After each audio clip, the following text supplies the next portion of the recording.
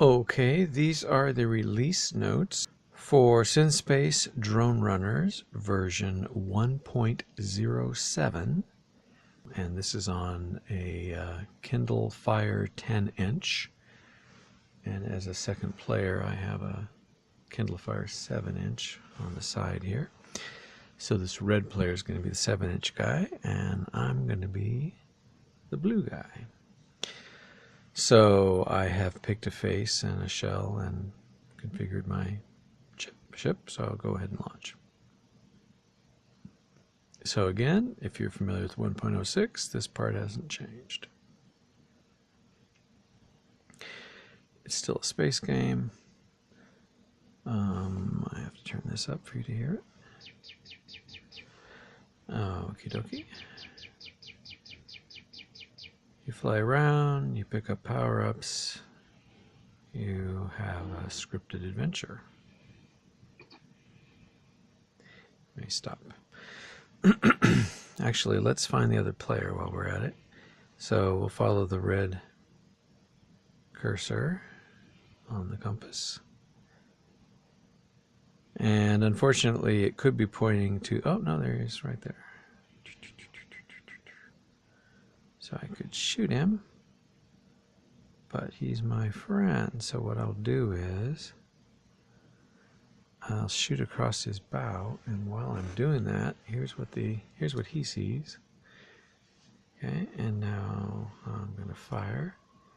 And he sees it like that. And if he shoots, then he sees it like that. So it's a multiplayer game, up to 8 players in a particular server session. This is server session 2344, and this player is in slot 0 of that session. This player is in the same session, 2344, but he's in slot 1. So that's how that works. Okay, so I think we go straight into music, because release 1.07 was pretty much all about the music. So the idea is that there's a social button, and in the course of the game you may choose to turn on one or more of the social modes. And you see that message, and this guy sees the same thing on his screen. And but you can also communicate via a microphone or by piano.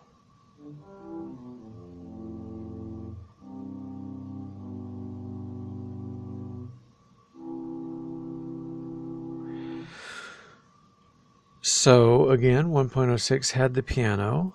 Some things that are different are, you'll notice there's a couple of new controls here. And these basically tell you how loud the piano is, the velocity. So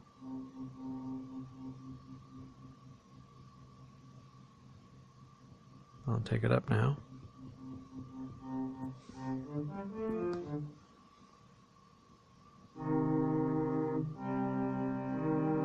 So anyway, you can assign a velocity, and I'm kind of using 12 for my default. And you can change the octave. So like, I don't know if you can see that, but there's a little C3 marker on this key.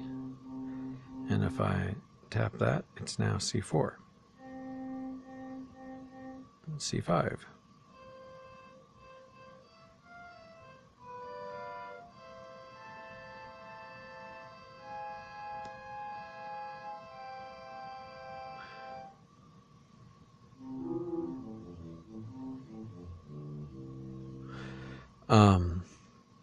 Okay, and before it was purely an additive synthesizer. In 1.06, the only way you could create an instrument was by using these time-varying contours to control how much of these individual frequencies would be merged together, mixed together to create the instrument sound. So basically when you would play a note like C3, this oscillator would oscillate at the frequency of that note. This oscillator would oscillate at the second harmonic of that frequency. This one would be the third harmonic, the fourth harmonic, fifth harmonic. And I gave you 9 harmonic oscillators, and that's all you could do, and all you could do was adjust how much there was. So they had an absolute amplitude, and then they could be bound to one of these shapes, so they could change over the life of the note.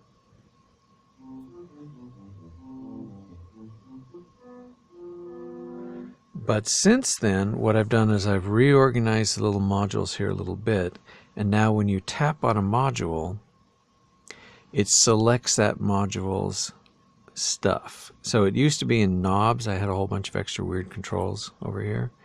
But now each module, the 9 oscillators, the noise, the filter, the AM, and the FM, they each have their own sub-panel. And then, of course, you still have the 6 envelope generators. This has not changed much. You'll see this kind of structure a lot where there's a center value and then a low frequency oscillator frequency range minimum maximum value, and then a waveform selector, sine wave, triangle wave, square wave, ramp, sawtooth, and then an attenuator, which if you tap the attenuator, it mutes or it enables or disables. When it's red, it's disabled. When it's not red, it's enabled. This feature. So if you want FM, you tap it on. So we have FM. And I don't know if you can see that, but it's bound to contour generator 1. So let's bind it to contour generator, I don't know. Oh, this one, contour generator 6. Okay, so our vibrato, it's called FM, but really it's vibrato. We're gonna leave it kind of flat. And so the envelope is just kind of hovering around 0. But when it's all the way to 0, the LFO is at 0.1 hertz, and when it's all the way to the top, the LFO will be 10 hertz. So by wiggling this a little bit around the middle, we're going to be wiggling the LFO around 5 hertz. And then if we increase the strength, increase the depth of it, it will make, each wiggle will make a larger change in frequency. So a little goes a long way.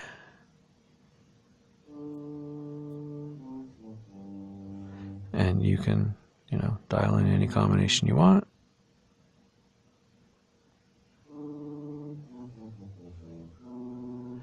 If we set the range to 0 to 0, then it's in pass-through mode, and it doesn't use the LFO at all.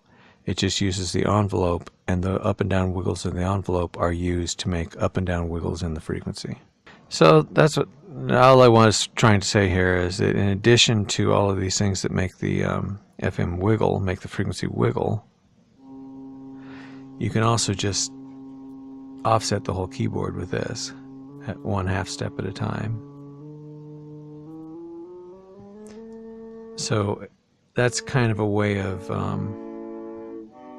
transposing the keyboard, but it's on a per instrument basis, so it's a way of sort of transposing an instrument. And when you're done making an instrument, you push the clone button, but that hasn't changed, and you save it. So I'm going to say no. And notice this octave selector is redundant to this one, but I haven't taken this one away. I still like it. But it makes more sense down here. And that does go away when you're not using the keyboard, right? let's see, we have some more things here. So, so that's the FM module, and then there's an AM module that looks identical at the other end of the thing. Again, you dial it in, you set up an LFO range, you pick a type of whatever, and you make it as strong as you want.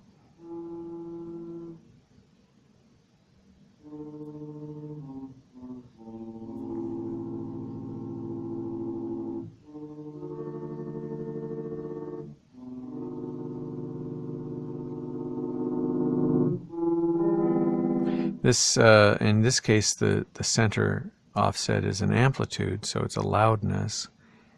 It's at 0, then this is a normally loud instrument. But if you needed to, it's like, say you, for example, the other day I made something called cello, and I found I needed a quieter version, so I made a version where I knocked it down a little bit. So it was, otherwise it was the same instrument, it just was overall that much less loud.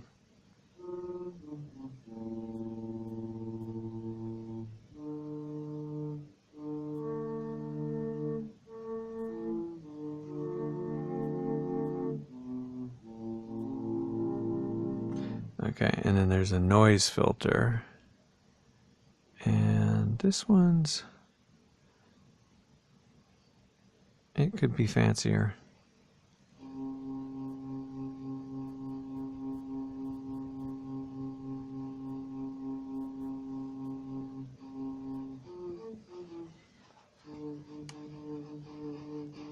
So the other music is still there, it's just adding noise. But it can be bound to its own contour generator. So like, say we mount it to this one.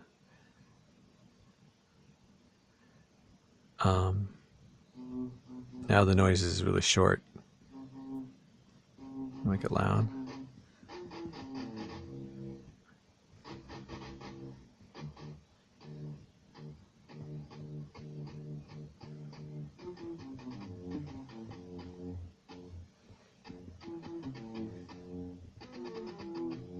Okay, but we don't really want noise.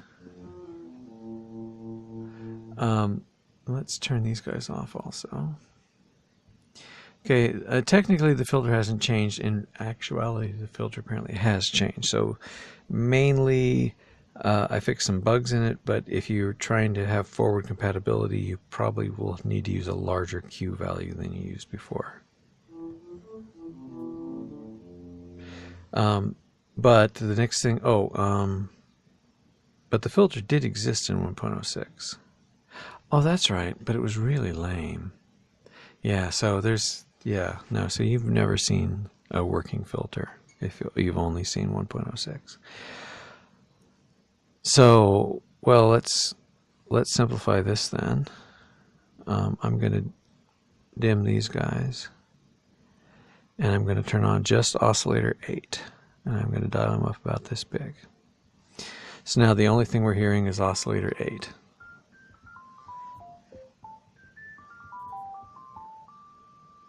And we'll put our keyboard in normal middle C in the middle.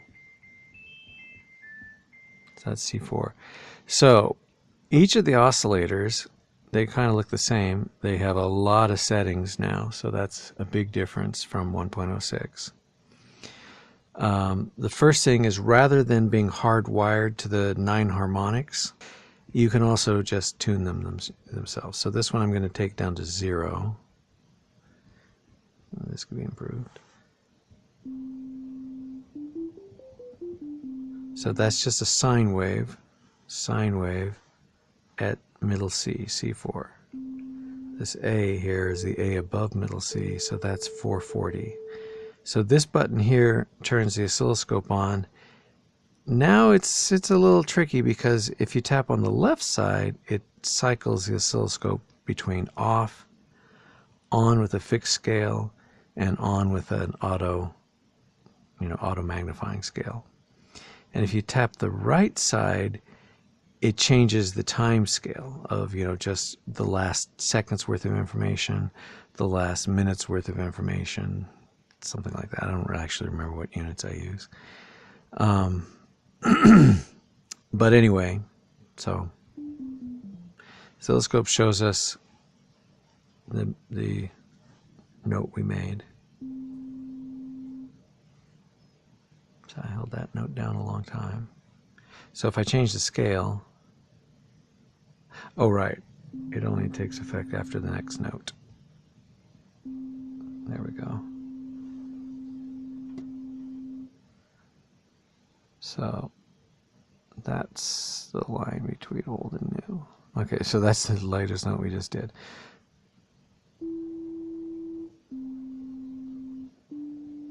So that's a new time scale, and now a different time scale. Okay, different time scale. Yeah, even slower. The idea here was maybe you wanted to see an entire song.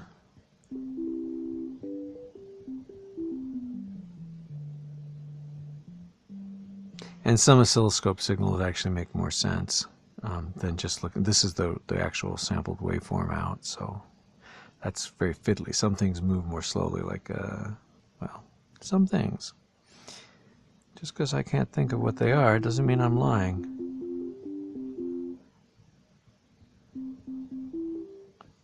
Yeah, I'm not real happy with that control yet. There's only 4 settings. I don't know why it takes me 10 tries to get it. Okay, so as you can see, we only have one guy, and he's a sine wave. He's bound to, oh, I don't know, let's bind him to 1, 2, 3. Let's bind him to this one. So now his envelope looks like that, a little triangle. So I play one note. And you can see longer note, longish note. Okay. Okay, so anyway, so it's being done by this guy here, so let's change him to have a quick attack, and then a slow decay to a low sustain, and then a quick release.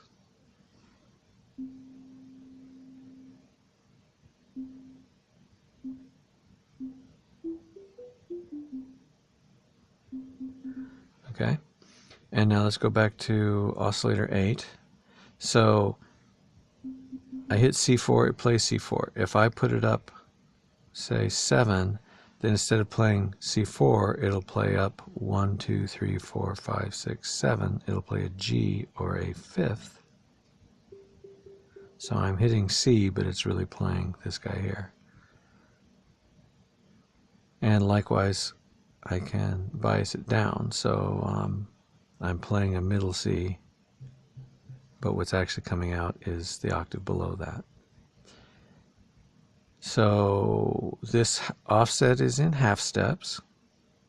So there's 12 to go a full octave up or down. It's in relative mode, so it's relative to the key that you're touching. If I tap the word relative, it goes back and forth between relative and absolute. And in absolute, it's just a fixed frequency. Like at 0, it's 440 hertz. And basically, it goes up and down half steps still. It's just that they don't change with this keyboard. But you know, I think you usually be in relative mode. Okay, so it's a sine wave, but it could have been a triangle wave. So this is new. You had to be a sine wave before. It could be a square wave. And if we look at this,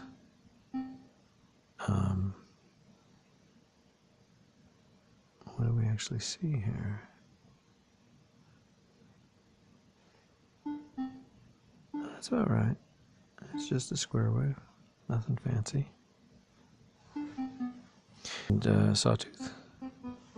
And notice it's the correct direction and the ramp. The idea is you can now pick something like a sawtooth that is rich in harmonic content, and then when you use your filter, go to a low pass filter, give them some frequency.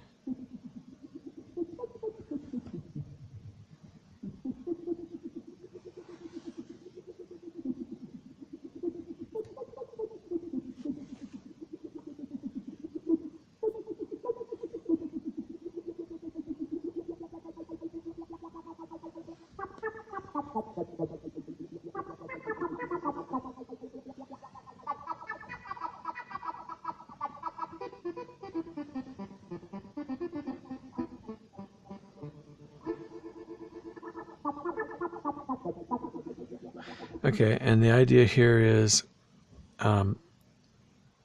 it's different from 1.06 because it works. In 1.06 it was kind of strange.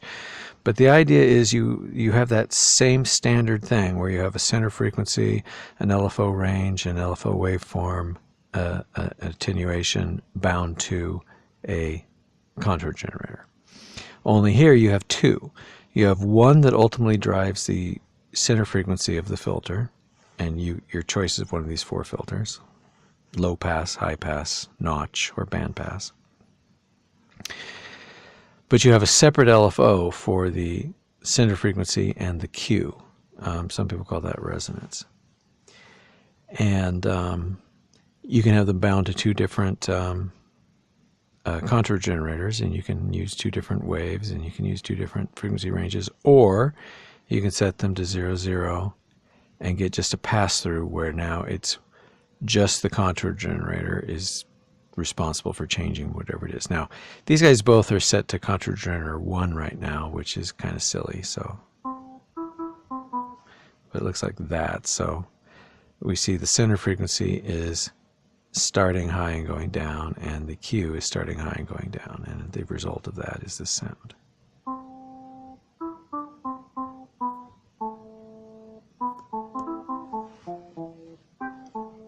And if I raise the center of the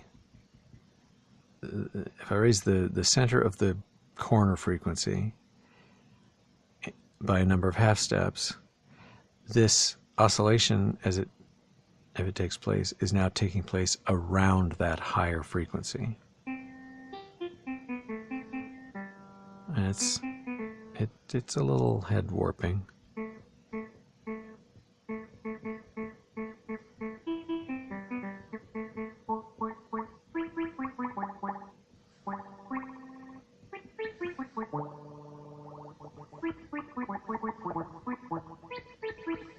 Anyway, lots of fun in the filter, but the idea of the filter is it now gives you subtractive synthesis, where your oscillator without the filter has all these jaggy lines, and with the filter you time vary those components, and so it changes over the life of the note in a way that hopefully you find is interesting. Now, just having random frequencies probably isn't the most interesting use of the filter.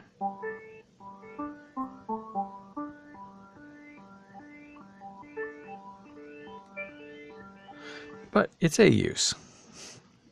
And it allows me to say that I've shown you how the filter thing works. Okay, going back to the oscillator, another interesting thing about the oscillator, let's, no, that was the monitor turning off, okay. This is a sine wave. If I tap in here, I can distort it. And really, it's the same as taking the square wave and making it a pulse.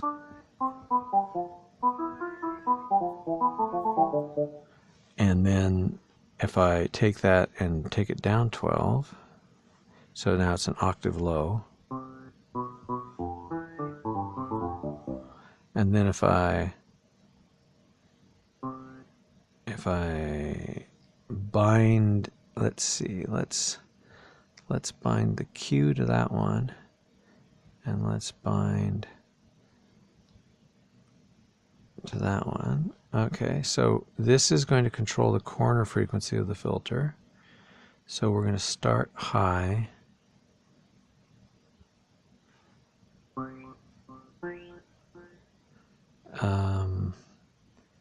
We want them both in pass through. We don't want to use the... So, and then the Q is, I don't know, we'll just leave with that.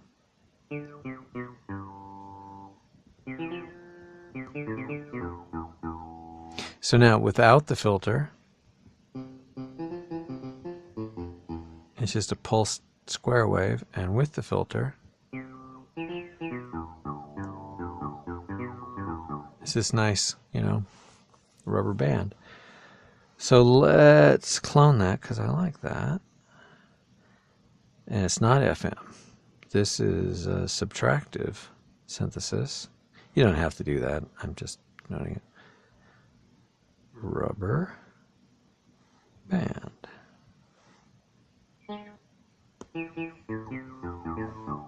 How does that sound low?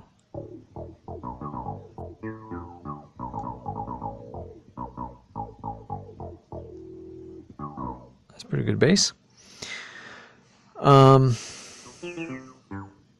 Okay, so how am I doing? We were just going through how all of this had changed. So what else is there in the oscillator? Oscillators, okay. I'll just tell you this. Okay, you can pick a waveform. If you pick this one, that's the same icon as the vocoder icon. Basically, that's letting you know that something from the microphone is going to end up in a buffer, and you're going to be able to select it as the waveform.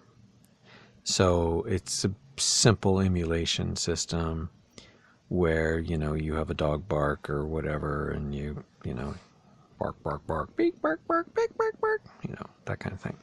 Just for your convenience, I give you an estimate of, you know, whatever you've typed here, like -12, is a 0.5x. You multiply this times the current frequency and it gives you the new frequency. So you multiply it by 0.5 gives you half the frequency, which is 1 octave down. If it was +12, go ahead and do that, then that little x number is going to be 2.0 because now it's up an octave.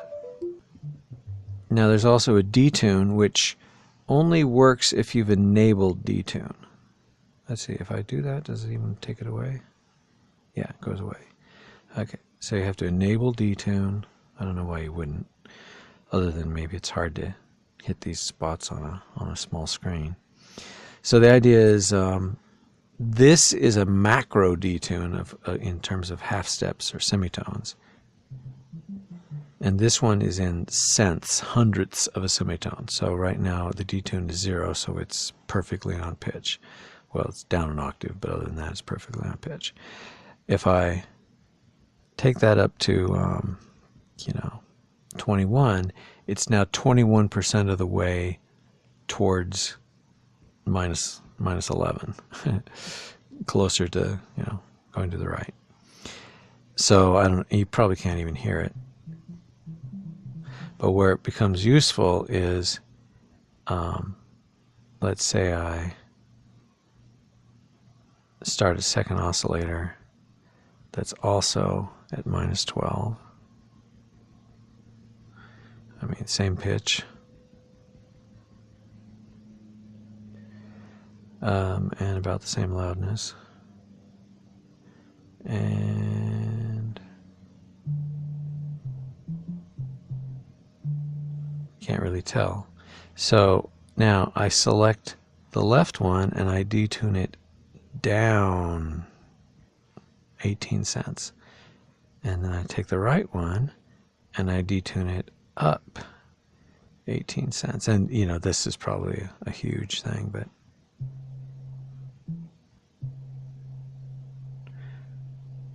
see how it sounds like it has, let's see, how it has AM?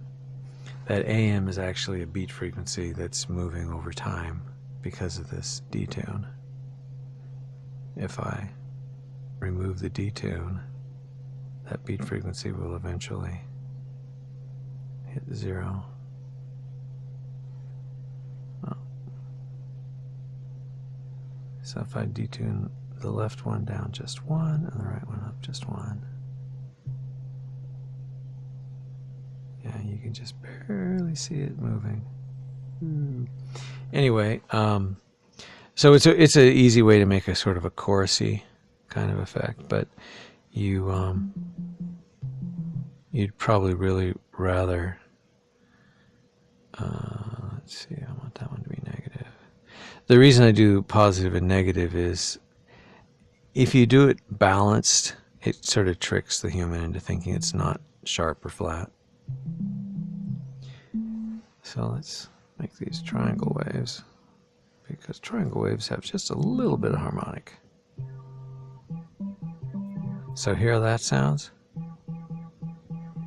And I'm going to turn off one of them.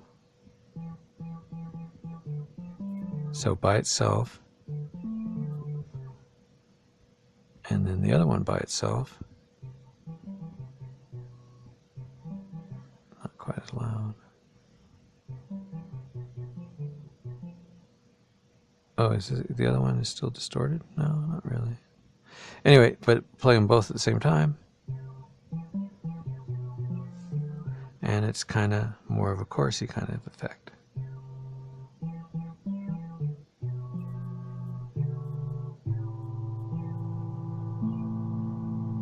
Okay, anyway, so that's subtractive synthesis, where you start off with a waveform that has a lot of harmonics in it, and it goes through the filter, which then removes selectively some of those harmonics, preferably in a time-varying way. Okay, so finally I think we're down to the algorithm section, which takes us to FM synthesis, which, not to be confused with the FM module, which is basically vibrato, and the AM module, which is basically tremolo. But the algorithm module lets you say, this oscillator, yeah, let's do this right. Okay, let's see these little lines here. If I select oscillator 2, you can see that its destination is FM cascade 1. That means it's a line pointing one step to the right. This guy, his destination is to the mixer. So if something goes to the mixer, then we hear it. So if you look at this guy, he's going to cascade 1, and he's also going to cascade 1. So they don't go to the mixer, so I don't hear them directly. What happens instead is that they are still oscillators, and they still have all of the settings of an oscillator. Let's set them all to 0 to begin with. And they get triggered when you hit the key, and if they're in relative or absolute mode, they pick a appropriate frequency. But instead of going to the mixer, like this one here, instead of going to the mixer, it goes to FM cascade 1, which is 1 squared to the right, which is this oscillator. It is modulating this oscillator. It is frequency modulating this oscillator. So when this oscillator, which is itself a sine wave going up and down, when it goes up a little bit, it changes this oscillator so that it goes up and down a little faster. It goes at a higher frequency. And when the modulating frequency goes negative, goes on the bottom half of its little cycle. Sorry, I keep bumping into this thing. Then oscillator 3 actually goes lower in pitch. So this ends up creating an interesting effect. So if we just start it, and I'll start dialing in more and more, and these are all the same frequency, and they're all sine waves.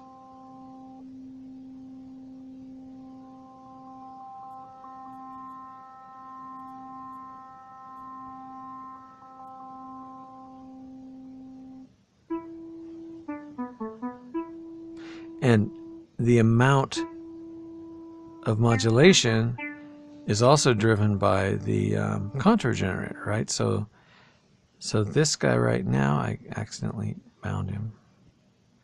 Okay, so contour generator 2 is controlling the loudness of this oscillator, which is thus controlling how much it modulates this oscillator. Then I have an overall gain control. I can just drag this down, and it will do less.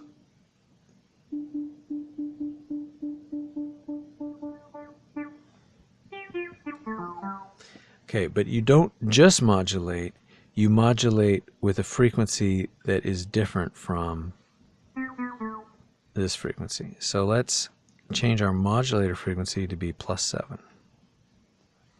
Okay, yeah. Well, just listen to it as I go up and down.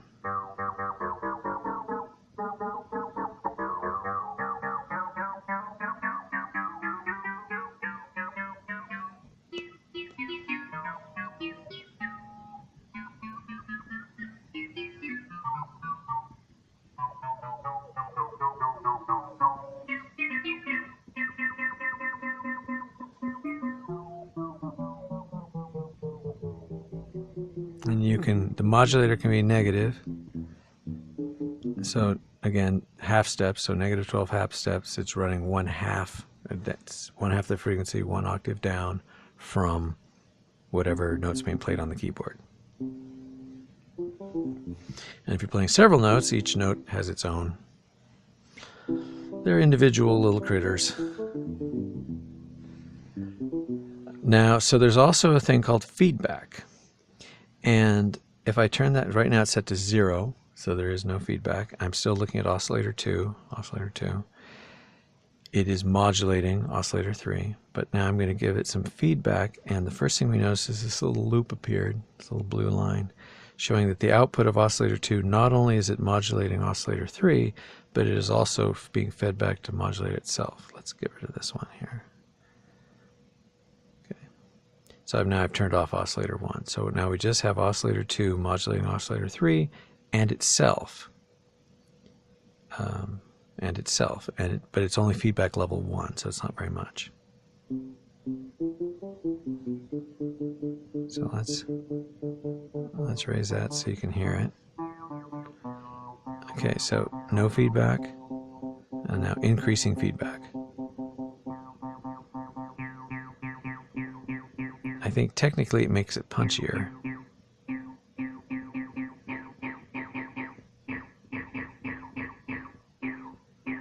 Okay, but what it actually does is it makes this neat pattern, which is basically the sawtooth that we had, but for a portion of the sawtooth, there's this very high frequency oscillation.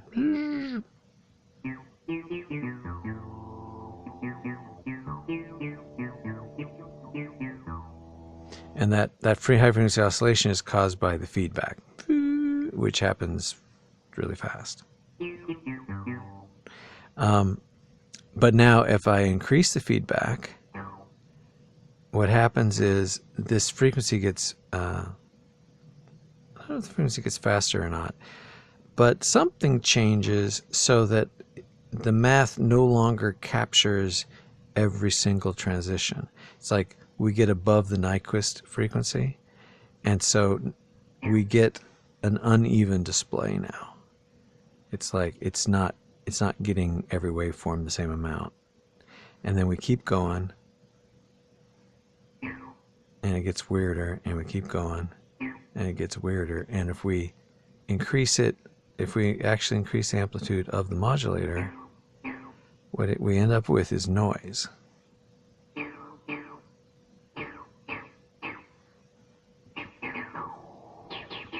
Oh, and I'm putting it through the filter, which... Okay. So we're making noise. And if we want to get rid of it, we just turn the feedback down.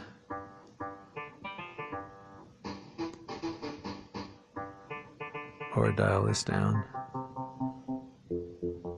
Like a little bit of feedback tends to make things just a little punchier.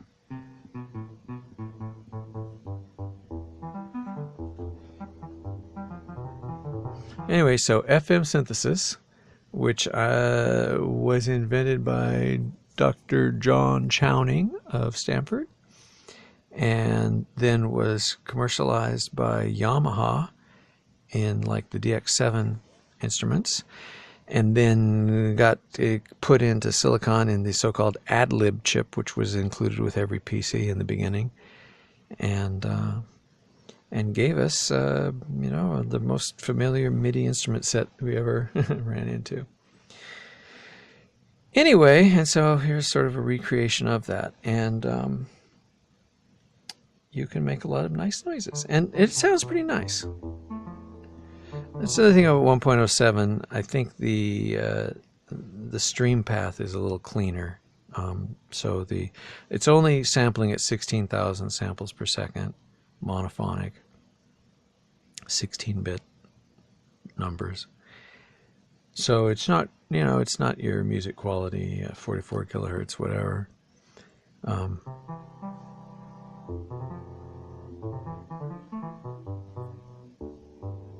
But it's possible to sound nice. Okay, so what else do we want to talk about? Changes in the synthesizer in 1.07. Let's see, that's in the sequencer. Okay, the filter, we talked about that. Talked about the individual detail pages for each module. Showed the new noise module. We made passing reference to the vocoder as providing waveform samples. Oh, that's it. Let's do this. So let's close that for a moment. This button here is new to 1.07. It's the chording arpeggiator. And in its simplest case, it maintains a set of banks of patterns, and you can create your own patterns. So this is pattern 24. It's up, down, up, down, up. So it's 1, 2, 3, 4, 5, 6. So it's 6 notes in the pattern. Okay, if I'm currently in the key signature of C major. If I tap, let's make it do that. Yeah. If I tap the 1 key, Roman numerals, it's going to play the 1 chord for the current key. So the current key signature is C major, so it's going to play that chord, but it's going to arpeggiate it per this pattern.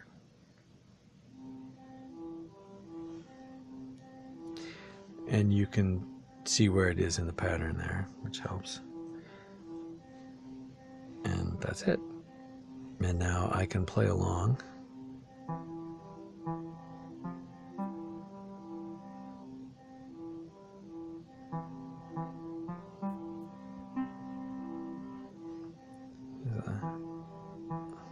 It's a huge delay.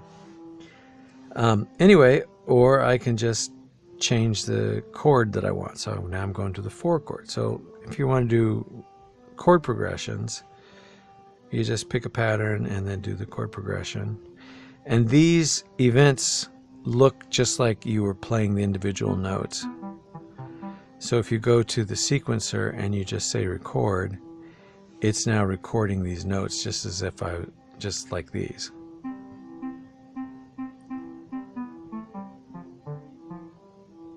So you'll be able to see those. So now I'll change from the C chord to an F. And then back to C. And then to stop it, I turn off the latching behavior. Whoops. That was on. And then stop the recording. And if we look at the track editor, we can see now I'm using a color system. Before, these would have been a bunch of green lines. But the idea is that red, the colors of the rainbow, Roy G. Biv, red, orange, yellow, green, blue, indigo, violet, I map those onto the notes of a C major scale. C, D, E, F, G, A, B. Red, orange, yellow, green, blue, indigo, violet. And I use that in a lot of places now. For example, here in these keys, I know that that's, well, it says G, but if even it didn't say G, I would know that was a G because I recognize that sky blue now as being G. And so up here, I can see that, in fact, the song had a G here and another G there and a G there and a G there. And, look at that. You can actually get some information on that small thing. Now, if you zoom in, you see the individual notes as before, but again, they're now color-coded. So you can see some C's went by here, C, C, C, C, C, C. If I play it back, I can look at it on this little scale here. And this is just track 1. So that makes sense, a little piano roll, right? So now I come and I pick a different instrument. Okay, some tubular bells. So I'm just going to push record, and I'm now recording track 2.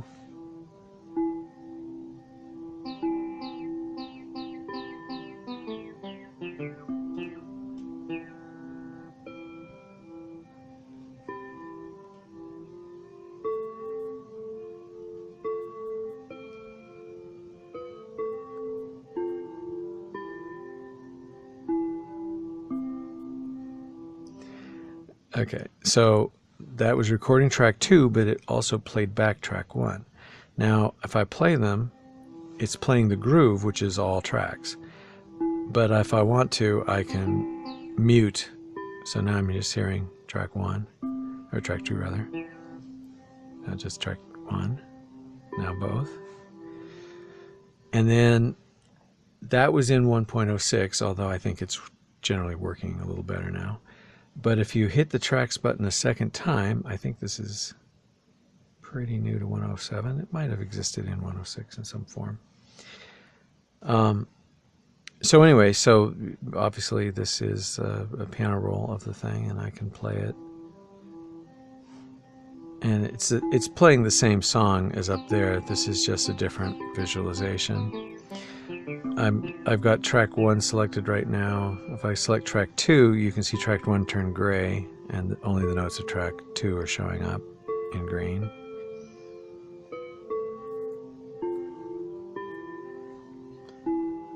Back to track 1. After you record the song, these 2 buttons here take you to the green marker, which is the start of the song, or the red marker, which is the end of the song.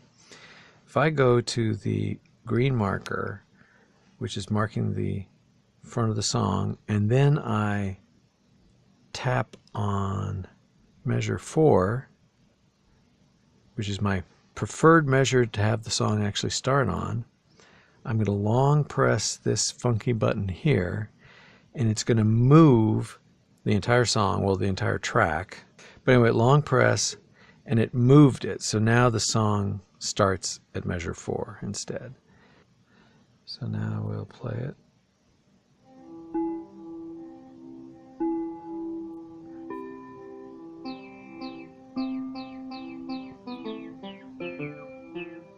It almost sounds like a sitar.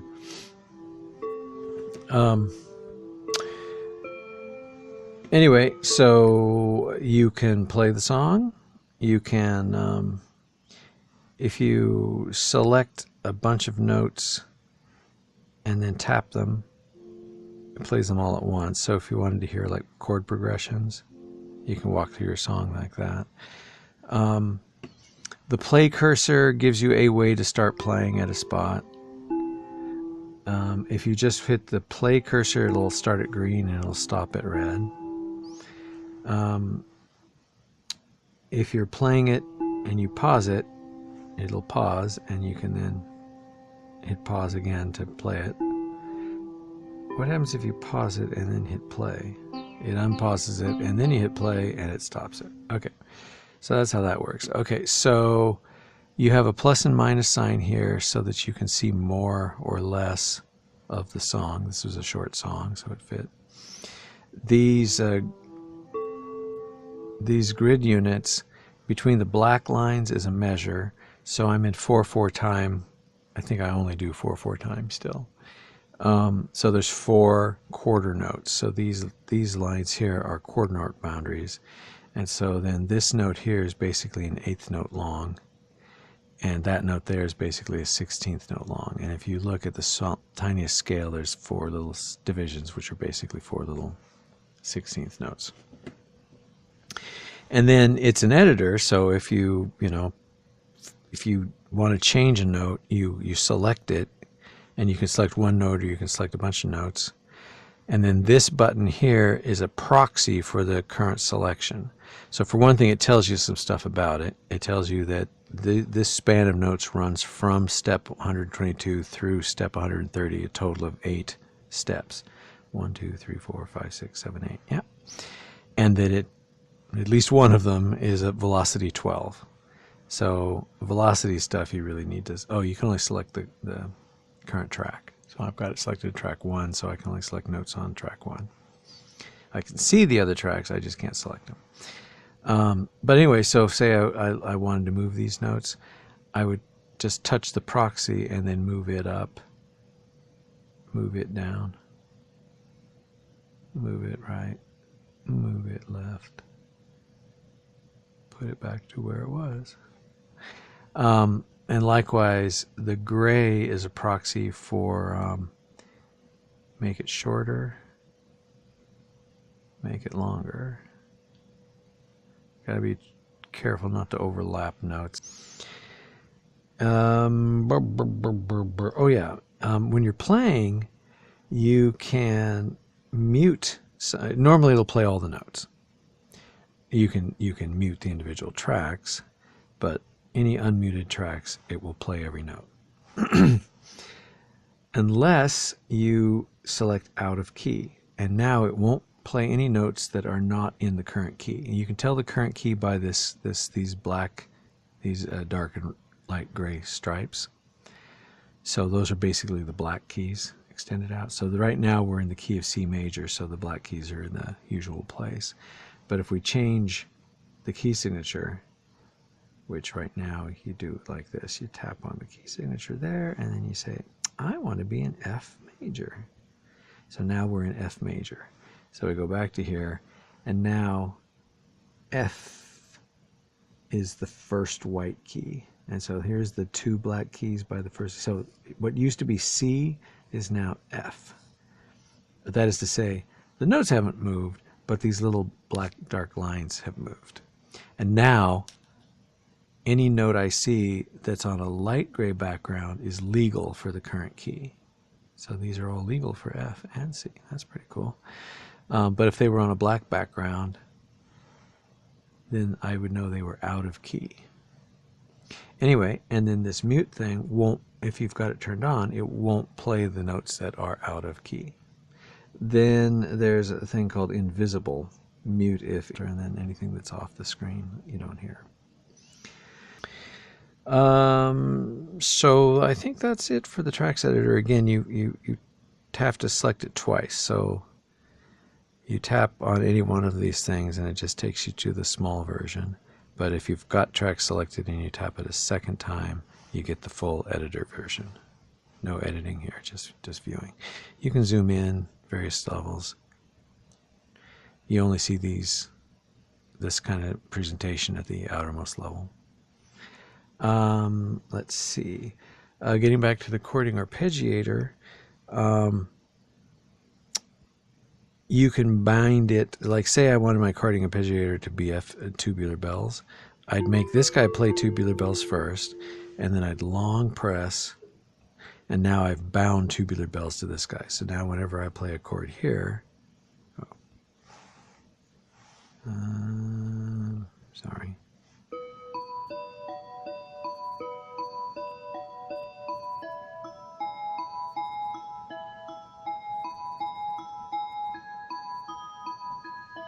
Okay, now just to be mind-blowing, I'm now playing the 4 chord, which is an E major chord. It's a capital Roman numeral, so it's major. It doesn't have a little M. And I'm in the key of B minor. If I'm still playing the 4 chord, but I can change from B minor to D flat minor. So now I'm playing the 4 chord in that key, which happens to be F sharp. So now I'm playing an F sharp chord, an F sharp major chord. But I can just keep it in this key signature selection mode, and I can just kind of wander around. And this is a circle of fifths. So if I just go 1 to the right, I'm making my way around the circle of fifths. Now I have to push major or minor. But if I want my relative minor, let's say I'm E major. Note the capital letters because I am major. I'm not minor. Now I am minor. I'm not major. I am major. Okay. The only other place we see capital letters is this is my relative minor. So if I wanted to go from this major key to that minor key, I could do that. And then you can just do intervals of an interesting form. Go down 2 at a time, and then up 3. Up 2. Down 2 at a time. Up 1 at a time, rather. Anyway, I love that. And anyway, that's all the chording arpeggiator does. It's very similar to the sequencer loops, but the way to remember it is that in a loop you can play anything you want. In an arpeggiation, you can only play these notes of the chord. So it assumes that when you give it any note, like, you know, like D, it will figure out the proper notes to play a D chord, and it'll do a D chord or a D major chord or a D minor chord. And then the arpeggiation will play those notes in some pattern, but it won't play any other notes. Those are the only notes it can play. Whereas in your sequencer, you could do that exact same thing, but you could also play other notes. But in loops, it's just, I unlock the loops. Oh, this is new. I used to have a whole bunch of different modes here, and now it's just, you see the loops, you unlock them. While they're unlocked, you see the ability to edit. The simplest way to edit, let's see, let's go to percussion, and let's do a kick drum here, and another kick drum here, and then let's go over here and let's do a hi-hat.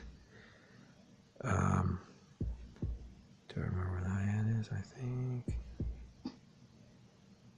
Yeah, that'll do it. So we'll just do every other one.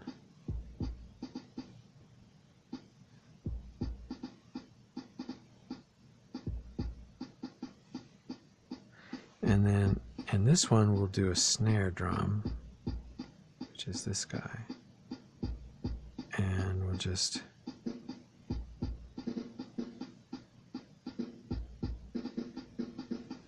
do something kind of random. Okay, now here in that first row, in number 1 we put in a kick drum. Let's do kick drums in this one also, which is this guy. But this time, let's try for some syncopation.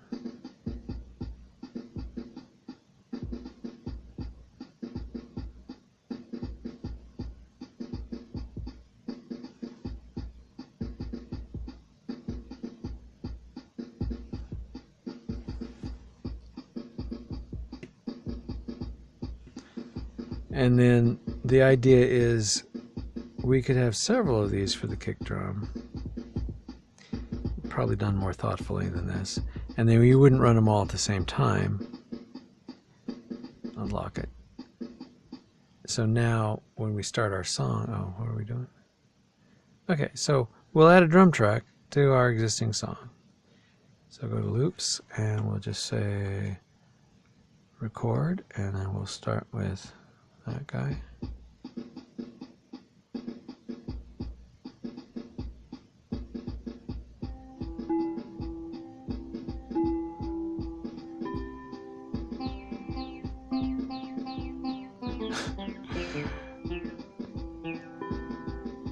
Something else for me to get better at.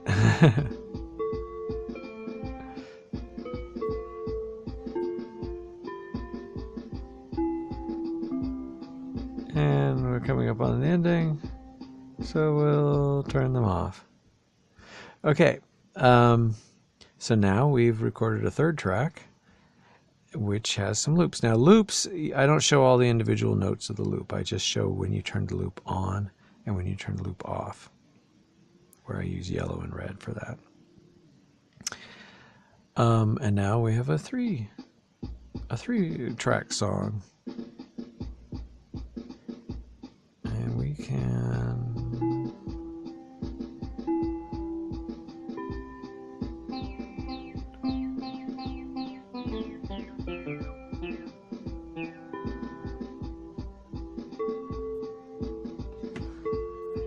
fly around.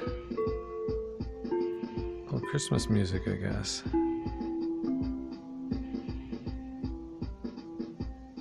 I showed you the key signature. I showed you the chording arpeggiator. I didn't draw attention to it, but you actually saw a new way of editing the loops. And notice the colors now represent the note that's played. It doesn't show you what octave it's in, but just the note value. And there are, for the sharps and flats, there are slight variations in these colors. But generally, when you want to put information into a specific step, you put your finger on that step. I now tell you that this is loop 1, step 3, 1, 2, 3, and the currently selected instrument is FM guitar, so if I play something, it's going to put FM guitar into that slot. And I played a C4, so it's telling me it was a C4. Now I played a G4, now I played an F4, I played an F sharp 4. So it tells you what note you have stored in that slot, and it tells you its velocity. It's 12, but while I'm holding the note, if I play with the velocity control, it'll actually change the velocity in that step. So I use that both to convey the 7 values of a scale, and also the 7 Roman numeral chords, and also the first 7 harmonics. I'll use those colors to identify, like yellow, Roy G. Biv, R-O-Y, 1, 2, 3. So Y is 3, so I'll color the 3rd harmonic yellow. As a star map author, in version 1.06, what you would typically do is you would use a Google Drive. The game would give you a button to import from your Google Drive. And so the game would then let you load a text file from your Google Drive into the game, and then the game could load a star map from that and play it with other people and share it peer-to-peer and good things from thereafter. But you had to have a Google Drive, and you had to have a Nexus tablet or phone. And so you couldn't do that if you were a Kindle Fire HD owner only. So anyway, so I've changed that now so that there's a second import. Actually, I guess I could just show you. In the star map list, there's import star map from Google Drive, and there's import star map from local file system. So now if all of you have our Kindle or Amazon devices, you can still be a star map developer. If you don't know about YouTube and all of my videos there where I do these very boring, long videos, hopefully there's a link nearby. But if not, search for Samsyn 2, S-A-M-S-Y-N 2, all one word. Okay, so now we're going to talk about the vocoder, which has seen considerable change. So let's lock that. Let's go ahead and, I'm going to long press in each of these and delete them, because I really don't want the sequencer. I didn't have to delete them, but they're deleted now. Okay, let's bring that open again because it's so pretty. synSpace Drone Runners, version 1.07, 108, release notes, specific to the vocoder, changes to the vocoder. Let's demonstrate it in music mode first. Okay, the first new thing in the version 1.07/1.08 vocoder is actually an option over here in the nerd options called vocoder input source, microphone or synthesizer. So normally you'd be in microphone, your vocoder, you're singing or something. But if you set it to synthesizer, then you can analyze the output of the synthesizer. So I can use the synthesizer basically to write little test songs and play them just normally, and then they loop back into the vocoder, which then allows them to be re-recorded as another track in the sequencer. So it's kind of a good test environment, and I should probably demonstrate it. But first, I'm going to put it in microphone mode because that's the more normal thing. So we're in microphone mode, we're in music mode. This toggles music off, music on.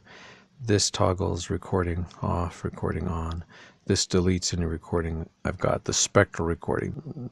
So I don't think that you're in much risk of anybody hearing what you said, but anytime you're using a microphone, you should assume that your mother can hear you.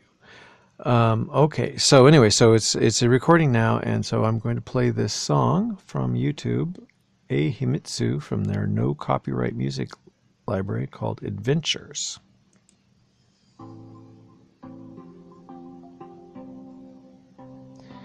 Okay, and let's see if we've got a good volume level. Seems a little quiet. But maybe. Okay. That's not bad. Okay, so up on the top you see the binary search algorithm as I look to see which areas of the spectrum have energy.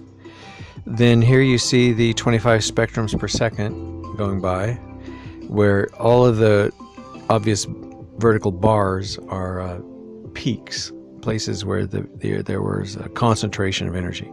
And the little keyboard above tells you what frequency it was at. Middle C is this C in the middle. The bars that are colored are because I felt that they were part of an actual note, that there was some instrument or performer actually intentionally making that note. And the color that I show is using my Roy G. Biv color system, where the colors red, orange, yellow, green, blue, indigo, violet are mapped to the C major scale C, D, E, F, G, A, B. So Roy G. Biv equals C, D, F, G, A, B. Now, directly below that, you see a bunch of little colored squares. And they use the same colors, so you might think, oh, well, those are the same thing. But how come his yellow note has a red square? Well, I use this number system also, the color system also just for numbers. So Roy G. Biv, red, R, is 1. Orange is 2. Yellow is 3. Green is 4. And then down here, I put a little red square, 1, under the bars which are fundamentals, which are notes. They're fundamental frequencies. They are the first harmonic 1. Then I put orange squares under things that I think are second harmonics or octaves. Oh, orange octaves. That's kind of nice. And then I put a yellow square under things I think are third harmonics, and so on. So I try to categorize every peak as to what it is. And then after the fact, I can look at it and say, well, do I, as a human staring at this spectrum, would I come to the same decision? And we didn't really have to hear the whole song. It's a nice song. Okay, so I'm going to stop recording. And that was like the last tone we heard. This was the last spectrum recorded. So if I play back,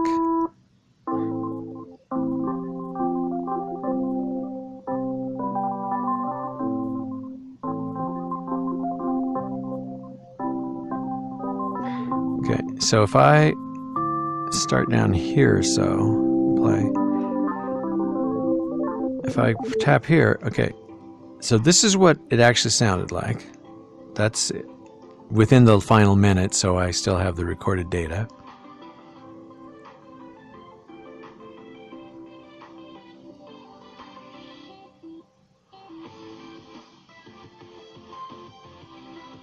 So let's listen to that same thing now as a spectral recording.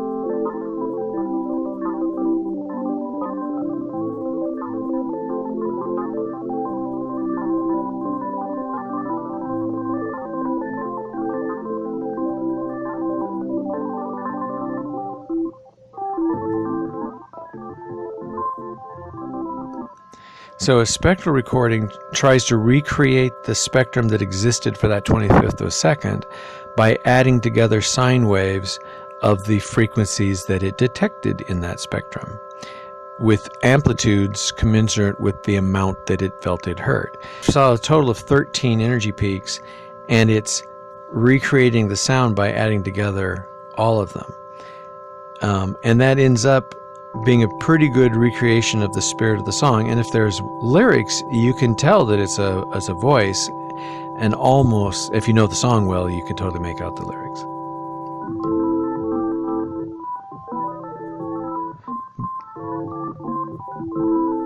But you feel like you're hearing every note.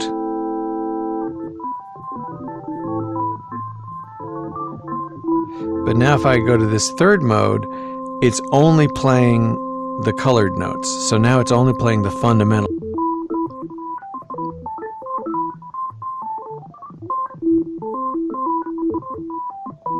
That's still not good enough. You don't feel like you're hearing every note. Bum bum ba da dum bum bum ba da dum bum ba da dum bum bum. I'd like to hear like that skeleton of the song in here.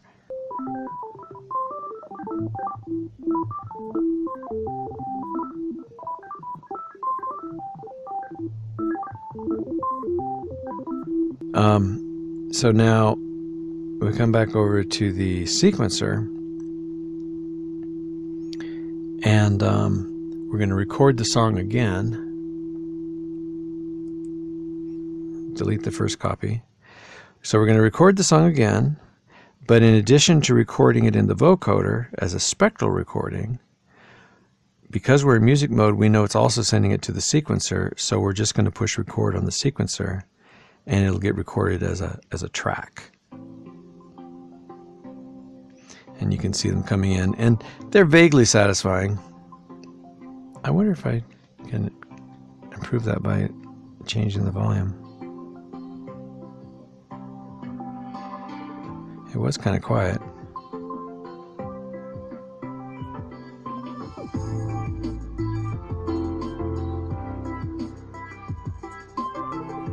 Maybe.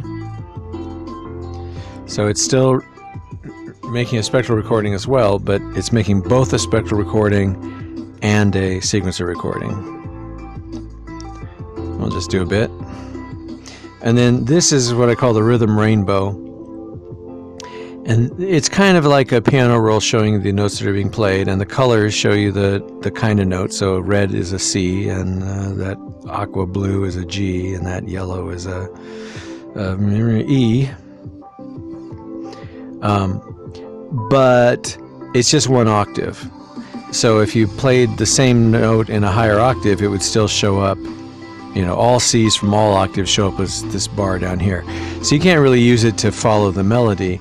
But what I use it for is to detect chords. So I'm looking for 3 or more notes held at the same time, like there. It felt this on E minor chord. It was very noisy before and giving its opinion to a lot of things that weren't really chords.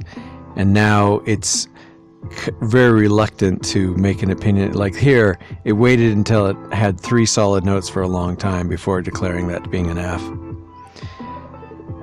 Anyway, so we'll pause that and stop that and also stop that. Okay, so first of all, we play back the spectral recording.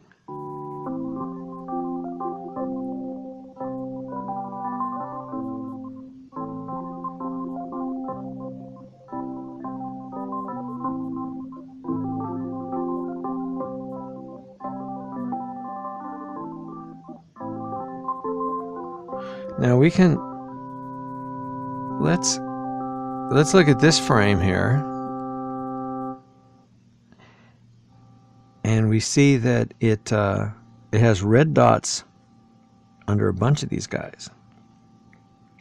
So it thinks that's a real note, it thinks that's a real note, it thinks that's a real note, it thinks that's a real note, it thinks that's, actually that's orange, it thinks that's a real note.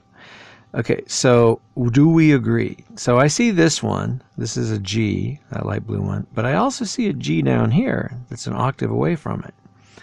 So it's like, well, I don't know. Wouldn't that one be just an octave of this one? If it were, then there'd be a third harmonic right about here. So 1, 2, 3, 4, 5, 6, 7. And sure enough, this one marked yellow, we felt it was the third harmonic. So when we were processing this the first time left to right, when we got to this guy here, we looked and we saw an octave, and we probably marked this guy as an octave. We marked that guy as a third, and then we didn't get a 4th or a 5th that we remembered. But then when we got to this guy, we said, well, maybe he's maybe, you know, we knew at that time that this guy said he was a harmonic, it was an octave. But he gets to say, well, yeah, okay, you said I was an octave, but I get to look up an octave and I see something that could be my octave, so I'll mark it orange. And then I'll look 7 above that. 1, 2, 3, 4, 5, 6, 7. And I see this, so I'll mark that as a third. And I'm louder than you. So when I add together the weights of all these things, I have as much right to be a fundamental as you do. So I kind of feel like that was wrong and that this guy was the real fundamental. But let's go back a little bit and look at this red one here. So this lowest note we have, and you got to pay attention to the lowest notes you see. They're usually very informative. But anyway, he's a C. He's red. He's a C. And look, there's another red C. It's an octave. So that would appear to be an octave of him. So why is that a note? So now we go up 7. 1, 2, 3, 4, 5, 6, 7. And he's got a third. This is clearly an octave and a third. So these two guys shouldn't be notes on their own because this guy's the real note. These guys should just be harmonics. They shouldn't even have come up in this. Anyway, so clearly it's not getting it right all the time. But what's super new to 1.07 and 1.08 is that I give this opinion now, these little square opinions, so that I don't have to scratch my head anymore and say, well, why did it do that? Oh, well, it seems to have thought that it was a fourth harmonic. Well, under what planet could that have been? Oh, I see. That actually does look like a fourth harmonic. And I am quick to judge it wrong when, in fact, it seems to be often right. And then you also have the effect that, like, for the human voice at least, and on wind instruments, it's really easy to have a situation where the note that the performer was trying to convey to the audience was a harmonic or a third harmonic, I mean an octave or a third harmonic, and not the bass. So it's like in their body, they're making the bassy note, but then they're shaping their mouth so that they're resonating at the octave or third harmonic. And so what comes out loudest is, the octave or third harmonic. And so that ends up being the more correct thing for me to write down as, oh, and the note was this, as opposed to saying, well, no, the note was that. I'm the note Nazi, and I hereby declare that the real note was down here. And yeah, deep down inside the singer's chest, there was this very low note, but by the time it came out of the mouth, it was not that anymore. So anyway, so that's what spectrals look like in music. For voice, we now switch to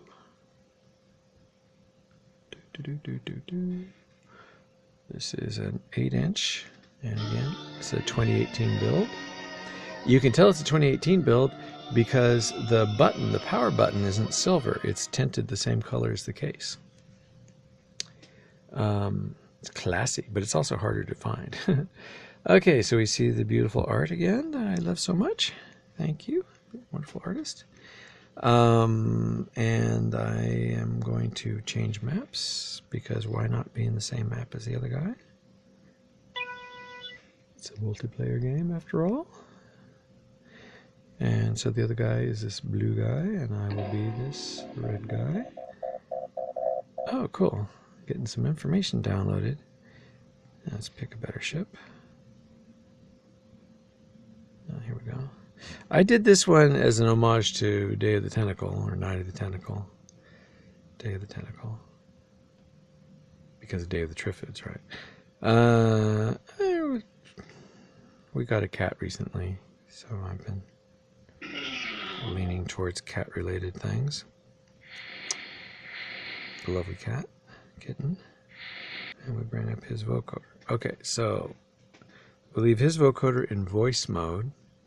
And I'm just going to kind of hum at first to show you just what I'm talking about.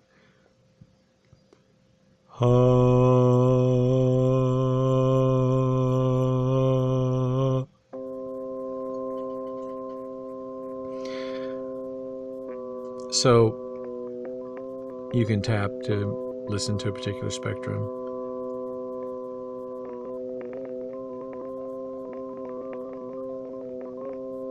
So it's just, my fundamental was this red guy way down here. Red here, not because of the C note, but because...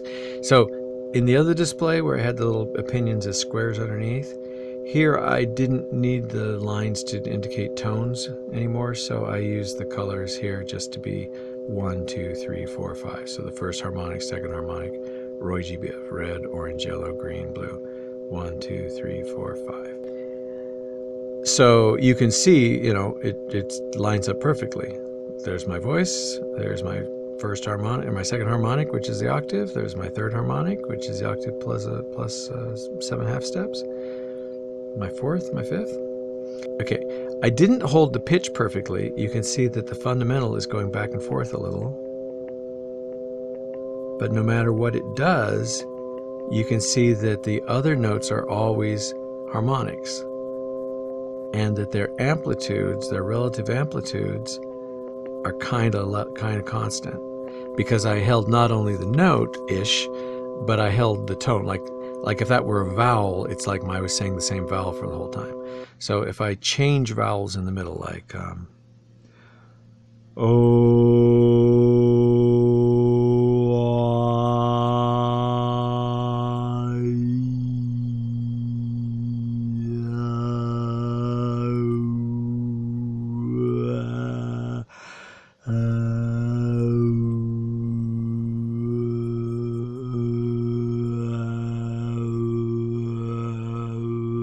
so you can see me letting out higher harmonics and pulling them back in.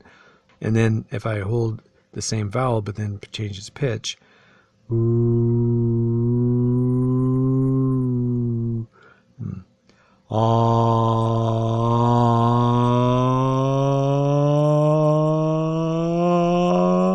can see that it's kind of, as my fundamental goes up, I lose the higher harmonics. They get kind of lost. If I go into a falsetto, I'm already much more sinusoidal. So anyway, so I'm in voice mode. I'm analyzing this, and I'm turning into these 8 numbers, where the first number, 21, can you see that? Probably not. There's a little 21 there. 21.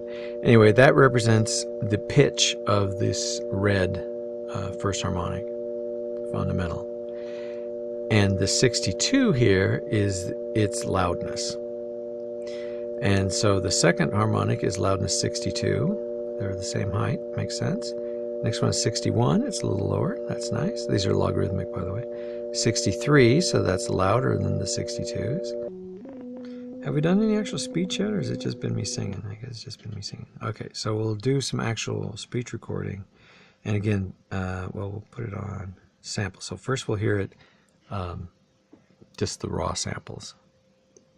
Hello, this is a test of speech mode or voice mode on the synSpace version 1.07/1.08 vocoder. Thank you for your attention. Hello, this is a test of speech mode or voice mode on the synSpace version 1.07/1.08 vocoder. Thank you for your attention. Now we listen to that as a spectral playback, and you should be able to not understand the words, but if you had them memorized, you kind of keeping track. Hello, this is a test of speech mode or voice mode on the 1.07/1.08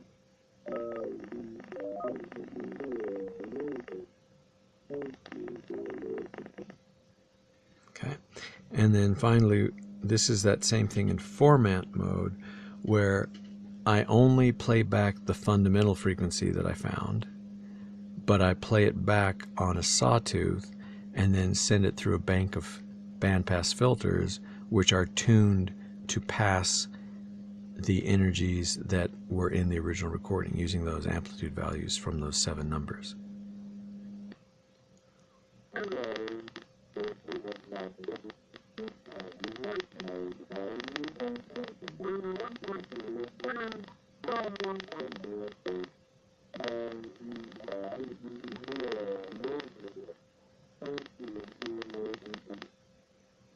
So that gives you your alien ham radio voice.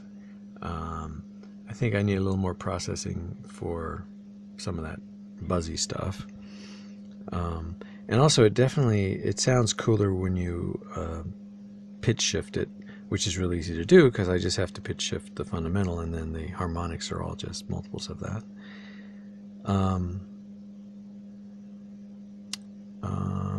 And the only other thing I have to show for that is over here in the nerd options, there's a thing called Alien Ham Radio, which you can turn on. And basically, until I'm actually sending data to the other players for real, which I don't want to do until I can do it in a non-spammy way, you can do it yourself. So you can pretend like you're sending to the other players. Hello, I'm on planet Earth, and I've destroyed 2,500 drones. I'm probably the best drone runner in the entire universe.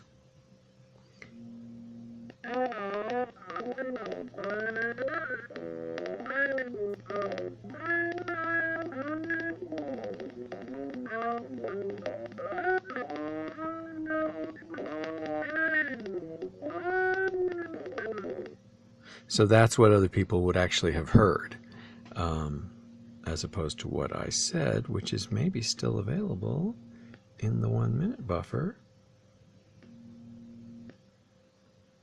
Hello, I'm on planet Earth, and I've destroyed 2,500 drones. I'm probably the best drone runner in the entire universe.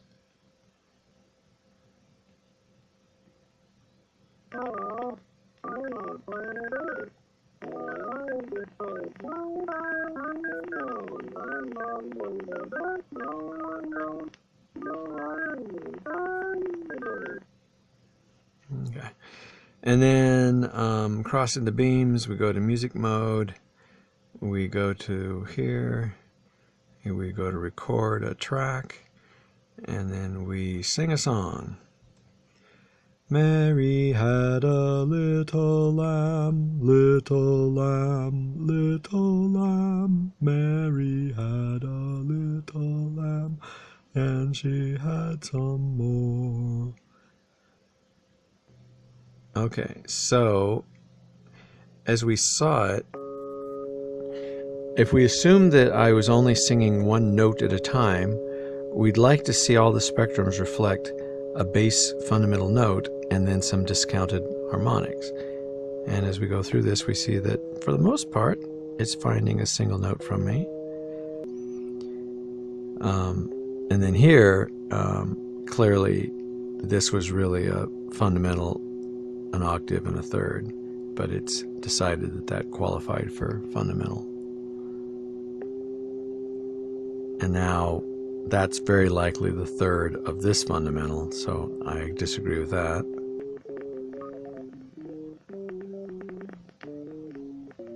Let's see if we can figure out where that was.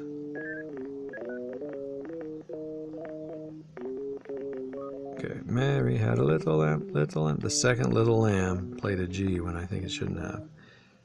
Okay, delete, come over here. Oop.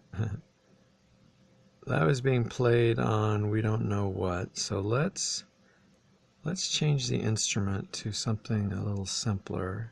Do we have a... Well, actually, for voice, that might actually work. So we're going to go to the band and we're going to replace that. And now we're going to play it.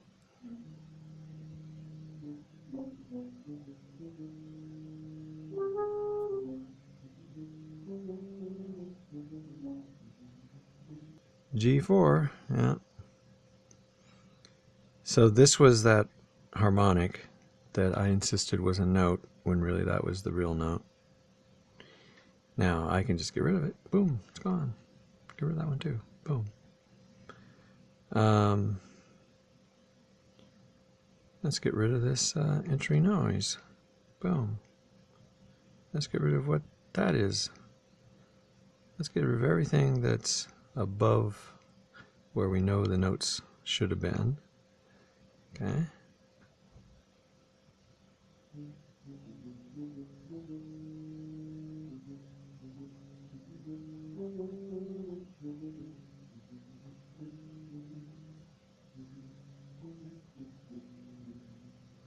Now, it'd be interesting to hear somebody who actually is a good singer and who enunciates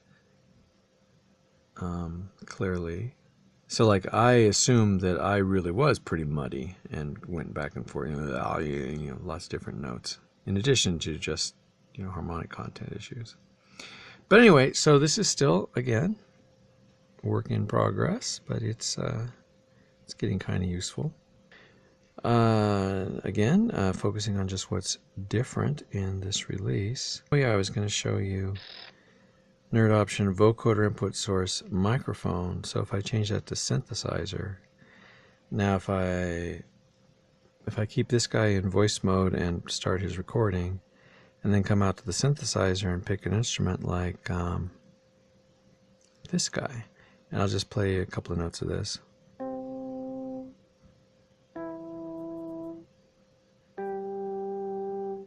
Okay, and then we come over here and we stop our spectral recording, and if we play it back, okay, so this is what it thought it saw, and again, it's in music mode, so it's trying to find just the fundamental music notes, and we know that there were just 3. In this case, what were they? I think I started, on middle C with an FM pluck. If we look at the FM pluck instrument real fast, it's got 4 oscillators. Well, it's only got 2 carriers, and this one's at -12. So it has an actual oscillator that's running 1 octave below the note you're playing. So there was a strong C3 component to this. And it's by design, it's a subharmonic. So in the case of a wooden instrument, I'm not sure that would necessarily be possible, but in the case of synthesizer, you could do that sort of thing. So what I ended up with here is a subharmonic, an octave down, but it wasn't supported by, it didn't create an environment where this guy could not be considered a fundamental. So this guy decided, oh, I'm a fundamental and this is my octave, so I'll be a fundamental. Whereas this guy said, I'm a fundamental, he's my octave, and this is my 4th harmonic. But he's suspiciously missing a 3rd harmonic because he's not a real fundamental. He's just an extra tone that instrument jammed in. So from that perspective, the synthesizer can jam in tones that are not harmonically related, which actually, it'd be interesting if that's a feature that you turn out to like or dislike.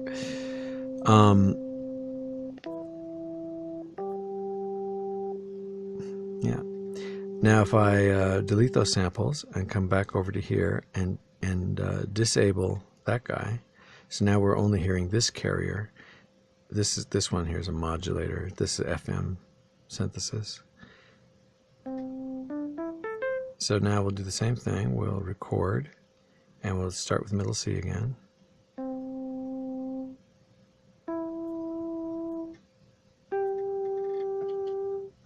Okay, stop recording and play back.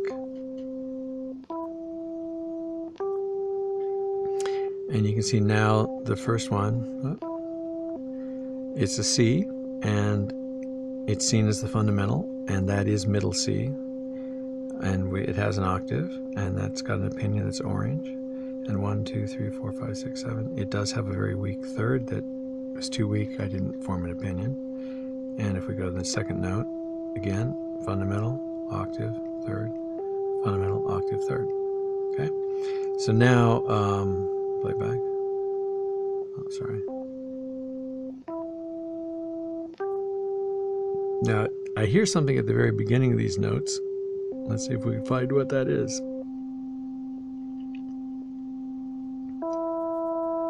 Okay, so it starts with a E with an octave and a lot of harmonics. Still an E, but the harmonics are dropping off. So at the beginning of the note, it has a lot of harmonics, but just 2 spectrums in, 3 spectrums in, 4 spectrums in, 5 spectrums in, 6, down to about 6. After about 6 spectrums, it stops diminishing. But it ends up having just a couple of harmonics. So if we get rid of that, if we look over here, and we can kind of hear that. So if we look and see what's happening, we see that the carrier is being influenced by this, so the loudness is just boom, just plucked string kind of thing. But the modulator is also being controlled by that same guy. So the modulator is a sine wave running at the same frequency, but it starts off as a loud sine wave and quickly becomes a quiet sine wave. So it's as if we were taking the modulator intensity and pulling it down in the middle of the note. So here's the note. So let's raise the intensity. So it starts off more of that intensity, and then over the course of the note it goes down.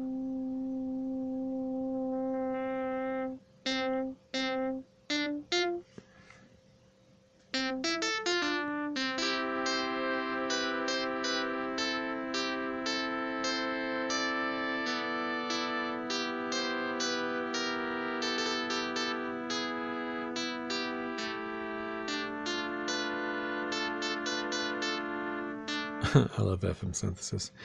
Okay, so for just covering the new features and editing it down, that's probably good enough.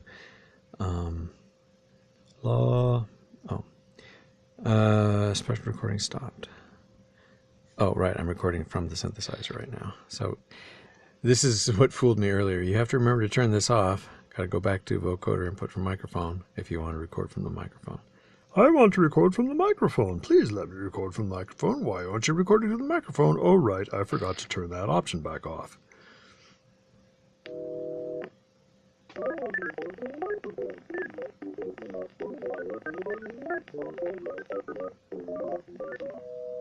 You can also still hear too much of the that I think is from the 25 samples per second, the 25 hertzness of it.